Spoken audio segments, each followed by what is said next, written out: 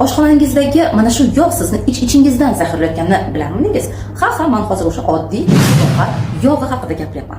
Iltimos, unda ovqat qovurishni to'xtating. Qancha gapirsa ham tushunmayapsiz.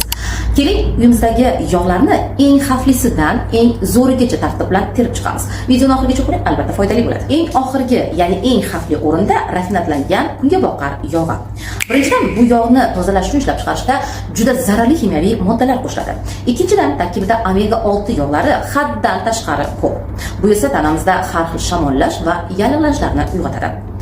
Oluda qizganda esa bu yog' haqiqiy kanserogen chaqiruvchi moddaga aylanadi. To'rtinchi o'rinda makkajo'xori yog'i. Kungaboqar yog'idan salgina yaxshiroq, lekin baribir o'sha kimyoviy yo'llar bilan ishlab chiqariladi. Bunda ham omega 6 haddan tashqari ko'p, tanani buzadi va baland olovda tez kuyib buziladi. Uchinchi o'rinda zig'ir yog'i. Mana bunisi ancha yaxshi, chunki tarkibida zararli yog'lar emas, aksincha terimiz va miyamiz uchun super foydali bo'lgan omega 3 bor. Lekin bu yog'ni aslo olovga qo'yib qizdirmang, chunki juda ham tez kuyib zaharga aylanadi. Agar noto'g'ri saqlasangiz, ya'ni qora shishada va muzlatgichda turmasa, jigarni rasvo qiladigan darajada buzilib ketadi. Shuning uchun bu yog'larni faqat salatlargagina qo'shib muzlatgichda asraymiz.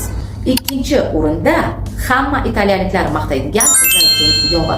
Bu yog' terini tiniq qiladi, yurakka kuch-quvvat beradi, oshqozon ichak tizimini joyiga keltiradi. Eng muhimi, baland olovda ham kuyib ketmaydi, oksidlanmaydi. Bemalol biror narsa qo'rsangiz bo'ladi. Va nihoyat birinchi o'rin. Dunyodagi eng sog'lom, eng foydali deb topilgan yog' qaysiligini bilmoqchimisiz? U haqida batafsil ma'lumotni mana shu videodagi opisiyaniyada yozib qoldirdim. Kirib albatta o'qing va izohlarda fikringizni yozib qoling.